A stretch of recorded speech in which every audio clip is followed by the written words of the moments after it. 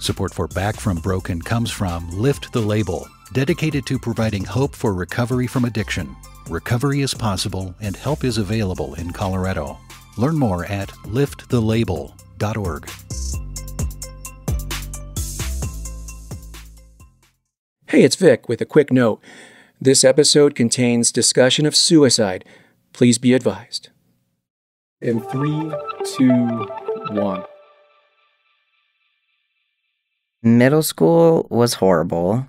I feel like it is for most people.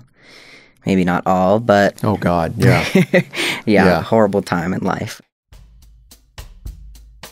But that was definitely when, puberty hit. Everybody's figuring themselves out. But that was when I kind of realized that I was transgender. I mean, at the time, I shoved it so far deep into my mind that I didn't even think about it all that often. Mm-hmm. Was it kind of lonely? You didn't feel... I remember I knew I was gay at a very young age. And I'm a lot older than you. Mm-hmm. Back, I grew up in a small town as well, and back in the 80s and 90s, being gay wasn't as, socially accepted, right? As it is these days. But I remember, I knew that I was gay. I knew I was attracted to other boys, but I couldn't talk to anybody about those feelings. Yeah, I couldn't either. I mean, I remember looking in the mirror and be like, something isn't right here. And I would actually go on my phone and pull up the private browser on Safari and search up transgender facts and all this stuff on it, and then exit out of it and never speak of it.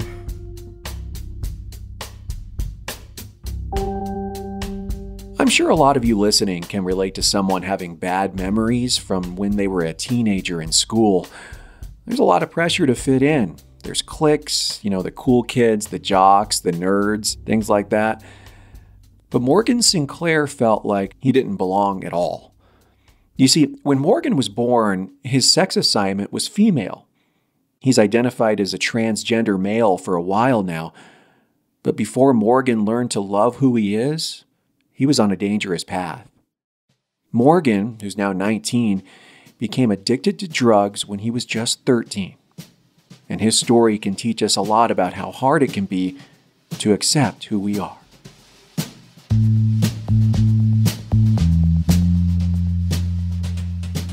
I'm Vic Vela. I'm a journalist, a storyteller, and a recovering drug addict. And this is Back from Broken from Colorado Public Radio. Stories about the highest highs, the darkest moments, and what it takes to make a comeback.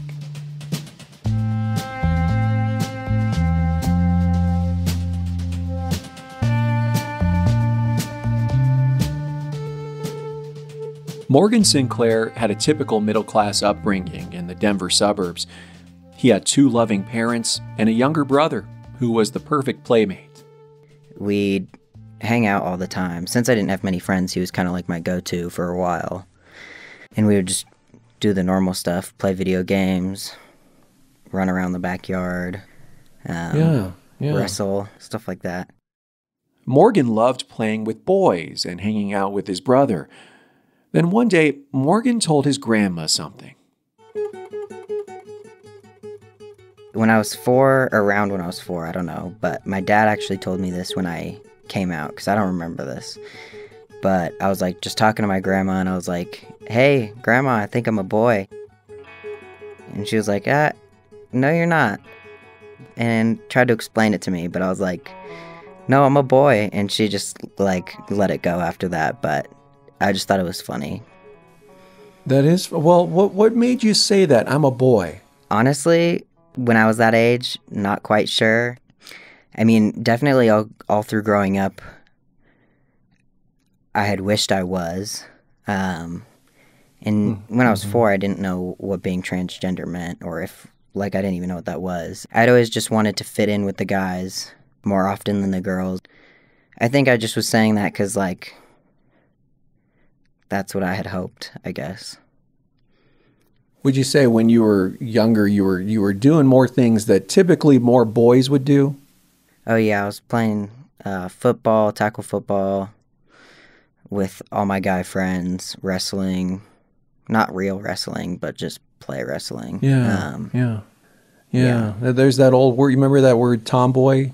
Mm-hmm. That's what I used to get called. Who called you that? Everybody. Morgan knew he was different.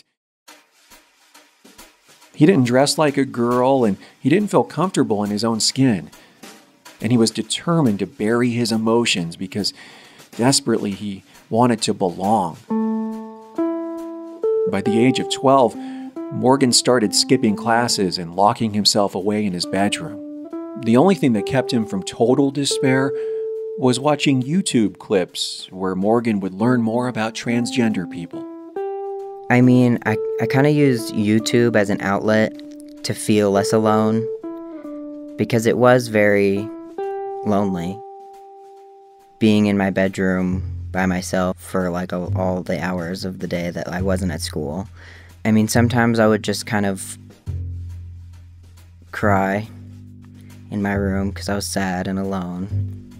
But YouTube did help me out a lot with that and just feeling like I was a part of something, which is interesting now that I think about that. I mean, thank God though, right? Right. At least you had something to look at and kind of point at and say, this is, it's okay to feel like this. Yeah.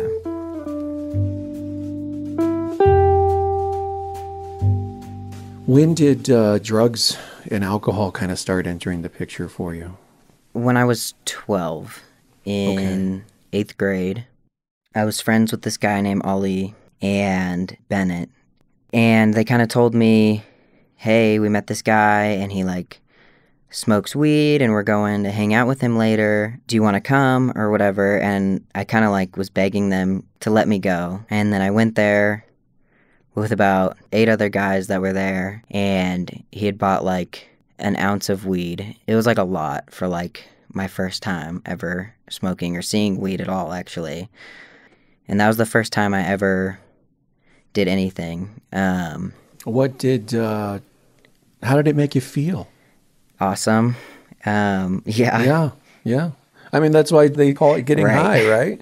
Yeah. It was something was missing, and that's what was missing. And I've heard people describe it like that, and that's exactly how it feels. It's just that I found this piece of me that I was missing for as long as I could remember. And instantly I was like, this is what I'm going to do for the rest of my life. Morgan dug deeper into this lifestyle. He would sleep all day and skip classes, and he would self-medicate his loneliness by experimenting with harder drugs. You were starting to kind of get into harder drugs, and the LSD wasn't as fun, right? It was getting harder to be on LSD. Then what made you keep going toward other harder drugs like Molly and Coke and things like that? Well, actually, I think the only thing not the only thing, but the biggest thing that kept me trying different things and doing different things was that getting high and doing drugs, whatever they were, was the only thing that I found fun for a while. And it was the only thing that I enjoyed, and it was the only thing that made me happy. So I wanted to chase anything that would get me to a point of happiness that I thought I wanted to be at.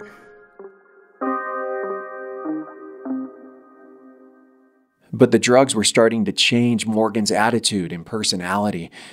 He was arguing with his parents more, and people were noticing the changes at school. There's this one specific memory that I have going into my sign language class after lunch, after I'd gotten high, and my sign language teacher tried to take my phone, and I completely started screaming at her. I told her to fuck off, basically. And then she sent me to the principal's office, and I ended up just going in there and secretly swiping my phone back from the basket and leaving. But I was constantly getting in arguments with all of my teachers. Why do you suppose that was going on? I mean, they were just kind of asking me to do what I was supposed to be doing, and my perspective on school was this is literally the worst thing in the world, and I hate being here. and I just want to get high, and I hated when people told me what to do, so I'd kind of just fight back with everything. It's really amazing how, I had the same thing going on. Lots of drugs, lots of booze, and lots of, I hated authority. I could not, don't tell me what to do. Don't, teacher, cop, whoever you are, don't even go there or else I'm going to blow up. Yeah. I know now that there was a lot of pain. And would you say the kind of pain was at the root of yours? Yeah, 100%. Because at the bottom of everything, like, the reason I was getting high was because I was so unhappy with who I was and what I was doing and just everything about myself I hated. Morgan became more secretive. He didn't want to talk to his parents or his brother about anything. He just couldn't face the constant screaming matches with his parents over his choice of friends or where he had been all night. And he definitely wanted to hide his drug use. Well, at first, I made all these little hiding spots in my room. Like, I would cut open this huge stuffed animal I had and, like, shove the drugs in the middle of it and just kind of put it right next to my bed. I would put, like, weed, especially in, like, deodorant bottles, like, empty ones, but with, like, a little bit left, like, you wouldn't be able to smell it. And, yeah. Wow, you really Yeah, I had a lot of very crazy hiding spots. I had a tapestry on my ceiling that I put it, like, in between the tapestry and the ceiling. Well, you were better than I was. I would plan on trying to hide something, and then I would just pass out and leave it all on the table. So yeah, I was strategic with it.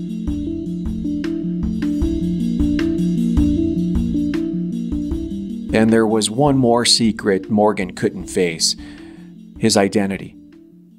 Every day it was getting harder and harder for him to look in the mirror.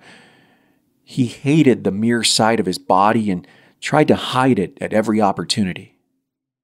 I still was extremely insecure, and I extremely, like, hated myself. And I kind of just really, really wanted this, like, quick fix that wasn't possible. Because it takes time, and that's all right. But it was such a relief to be able to even just wear t-shirts or, like, not, like, 15 layers of clothing. Because I don't know if you know what binders are. Please explain. Okay, so binder is, like, basically a really tight bra that, like, squeezes everything in and makes your chest look flat. But at the same time, it also suffocates you. And I hate tight clothing. So I was never really able to wear a binder because it just made me more uncomfortable, actually. I mean, it helped with the dysphoria that I was having, but I, like, could barely breathe, and I was just super uncomfortable. So I tried, like, layering up and, like, wearing a shirt, a long sleeve, jackets, fucking flannels, like, the whole 9 yards, and still was super insecure, but, I mean, it helped a little bit. Morgan fell into a deep despair, and his drug use was getting more dangerous.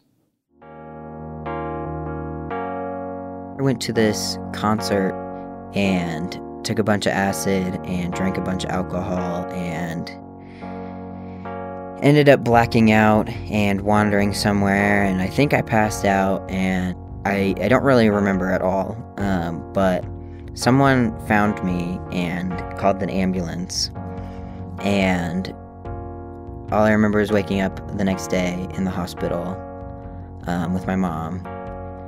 And after that, I didn't really care. But his parents did care. They made Morgan go to rehab, even if he didn't want to. And Morgan didn't know it at the time, but he'd soon realize that what happened at the concert that night would prove integral to his recovery. That's coming up after the break.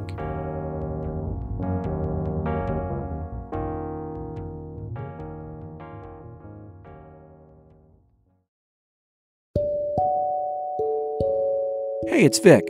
I really appreciate you being a Back from Broken listener. It means a lot. Now, can you do me a favor?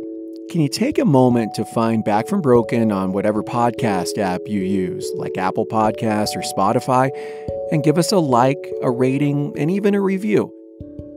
If you think what we're doing matters, if you think it's important to talk about recovery with compassion and hope, all you got to do to help spread the word is like, rate, or review this podcast. It really does help other people find Back from Broken.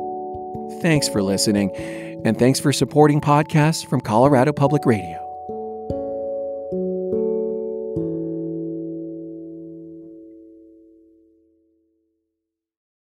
Here's something that gets asked a lot of people in recovery. What does rock bottom look like? Well, for Morgan, passing out on drugs at a concert was certainly a wake-up call. Oh yeah, it was honestly one of the scariest experiences that's ever happened to me, probably. In my brain, and I don't know how to describe this, but in my brain, on acid, I thought that I was dying, and I had this whole trip that I was getting killed and had surgery done on me while I was awake and could feel it, all this crazy ass shit. But in real life, I was just, wandering the streets of Boulder, which is, probably just as scary, being by myself. And at the time, a female who was 15.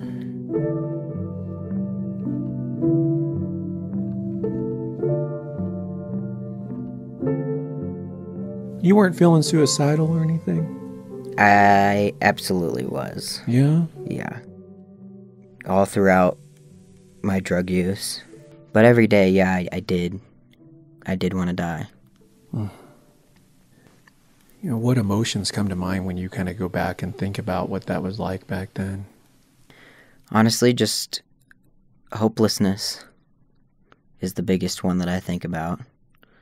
I genuinely felt hopeless and things were never going to get better. And I honestly didn't see myself making it past 18. Not that I had any plans to ever kill myself, but I just had kind of hoped that something would happen and I would die, which is really sad. No, but it's also, it's something I've heard many times before of people in recovery, is that we, it's not that I actively had some sort of plan to take my life, but if I took too many drugs and overdose, well, then so be it. Morgan was 15 years old when he started an outpatient program at Cornerstone, a rehab center for young people and their families. It was different from how he imagined. Well, it was the complete opposite of what I thought it was going to be when my parents told me I was going to rehab. I thought I was going to walk into white padded cells, but but I walked into the front office of their building, which is just a few offices, and then talked to the head counselor there for a little bit. And he was trying to get me to be honest about how much drugs I was doing and all that. And I was like, oh no, I'm just smoking weed on the weekends. There's no need for me to be here. You weren't ready to be honest. Oh, definitely not. Not that day. And then after he talked to me for a while, I saw this board with the steps that we work there, which is pretty much the AA steps, but just a little different. And I was looking at those and I was reading through them and I was like, what the hell is this shit? I'm not going to believe in no God, none of that stuff. And then he walked me to the back part, which is basically just a big warehouse with couches, basketball hoops, a bar, of course, with just sodas and stuff, and a foosball table and a bunch of people just having fun and yelling and running around. And I mean, it was really, I was taken aback. I was like, where am I? Who are these people? What's going on? This is not what I expected. And then a few people actually ran up to me and were like, oh my God, hi, what's your name? What are your drugs of choice? How old are you? Asking me all these questions about myself. I mean, this sounds like this was, Morgan, the first time in your life that there was people expressing genuine camaraderie toward you. Yeah, absolutely. It was the first time, other than my parents, that I would genuinely say that I've, like, felt loved and, like, people actually gave a shit about me. And this girl I met who ended up being my sponsor for about 2.5 years was, like, screaming at me and was like, please, let me pick you up from school tomorrow and we'll, like, hang out and, like, have fun and, like, go do stuff. It was good, and I'm really glad she picked me up. Though Morgan liked Cornerstone, he had problems letting go of his old life. About 2 weeks into his rehab program, Morgan saw his coke dealer, and they got into a fight. He slapped me across the face because I had snitched on someone in the program to my outpatient counselor who was getting high. And then my best friend at the time, sitting there, watched the whole thing. Basically, it was kind of like, what the fuck is wrong with you, Morgan? Like, why the fuck would you ever do that? Like, you're a piece of shit, whatever. And in that moment, I could hear my outpatient counselor's voice in my head telling me that these people don't really care about me. Morgan felt awful about telling his counselor about a student in the recovery program using drugs, but he was more angry at himself for meeting up with his so-called friends. You know, one of the hardest lessons, especially in early recovery, is you learn who your friends are pretty fast. Mm-hmm. Yeah, I did. I learned pretty quickly, about 2-3 weeks in. Not all of them, of course. There's wonderful people, mm-hmm. right? But, you know, you'll pretty soon find out the people who, unless there's drugs and alcohol involved, they don't really want to have anything to do with you. Right. I mean, that was kind of some tough love, and so now you're hearing your counselor's voice in your head at that time, and so now it's like, is it starting to sink in? Yeah, absolutely. I was like, I need this.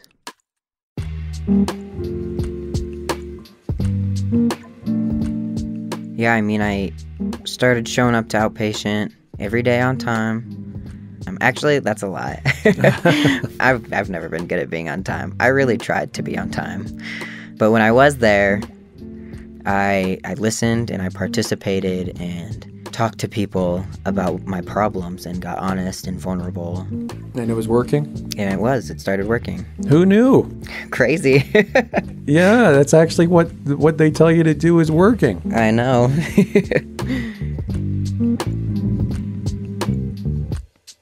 After 6 months at Cornerstone, Morgan attended 5280 High School, a school that specializes in holistic wellness. It was hard for Morgan to adjust to the change at first. Well, it was difficult in terms of the fact that I had gotten out of outpatient when I started 5280 and kind of stopped doing the work. I stopped putting the effort in. But I genuinely believe that if I did not have 5280 High School, I would not have stayed sober, and who knows what that would have looked like. 5280 kind of gave me the support and the accountability that I needed to stay sober. As time went on, Morgan felt more comfortable at his new high school. He was meeting new friends and was gaining more confidence.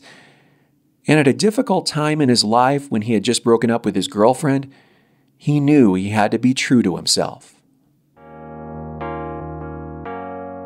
It was something that I had kind of been thinking about, and I kind of realized that there was no hiding it anymore. And like that was just something that I needed to do for myself, to be happy with myself and in my body.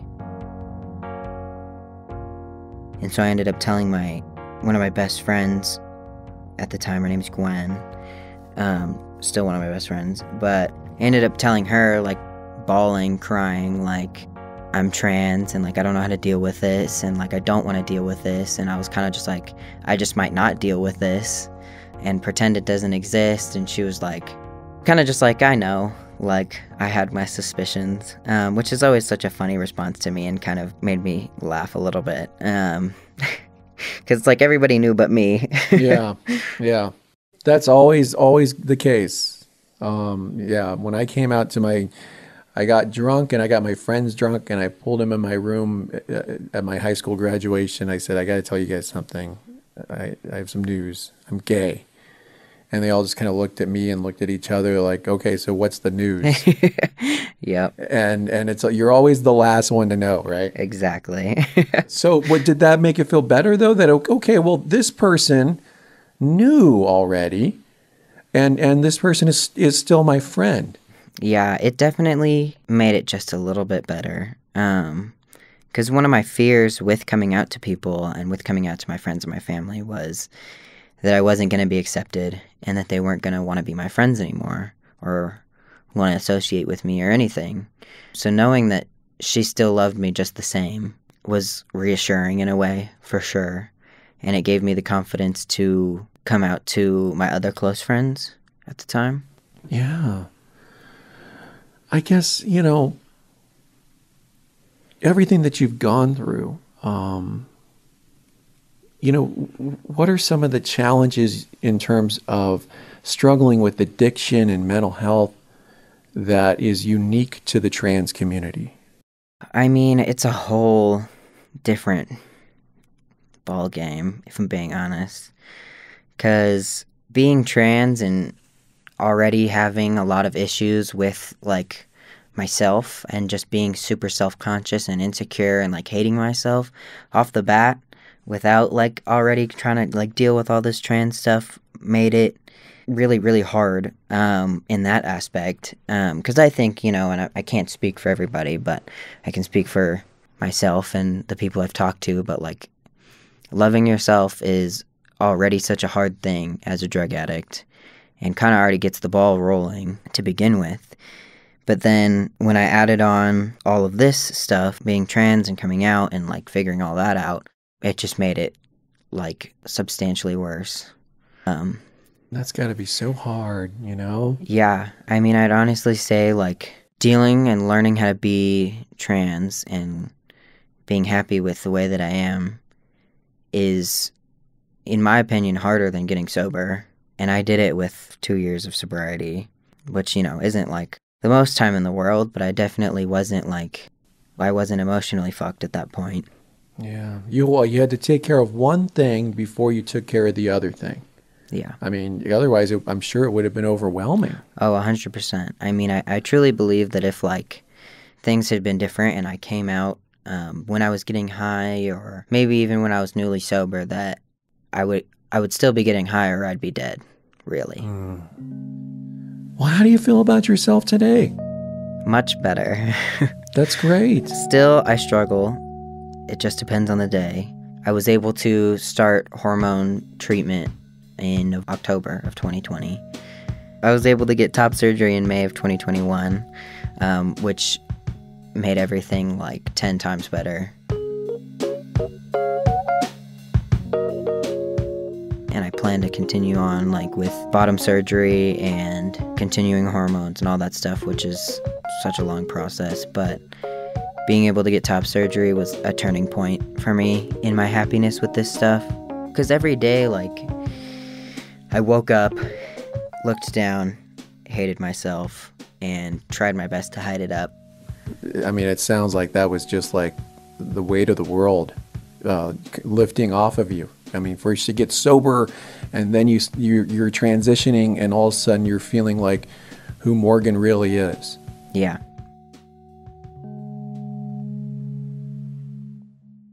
Morgan Sinclair is now 4 years sober. And the school he attended, 5280 High School?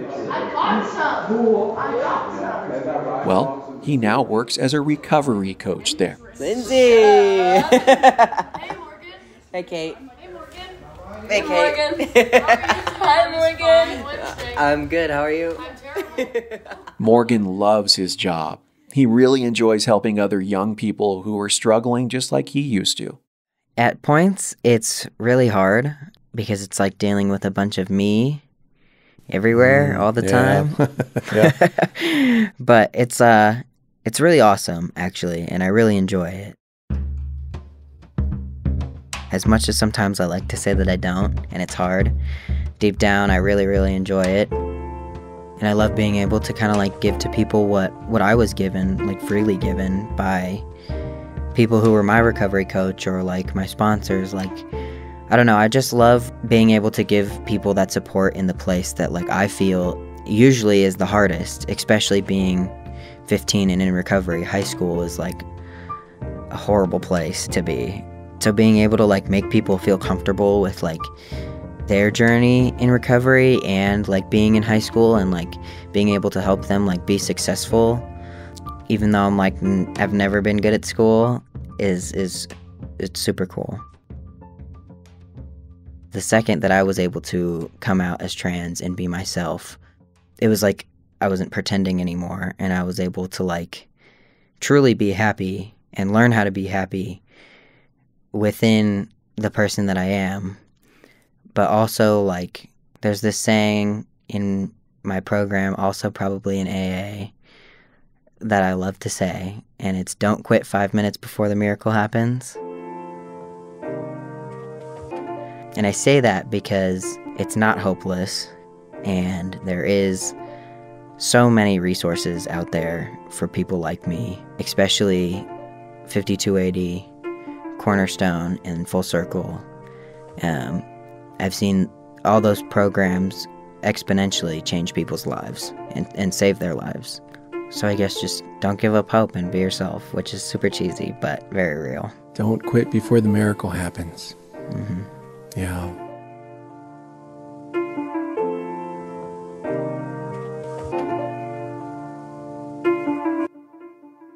Back from Broken is a show about how we're all broken sometimes and how we need help from time to time. If you or someone you know are struggling with addiction, you can find a list of resources at our website, backfrombroken.org.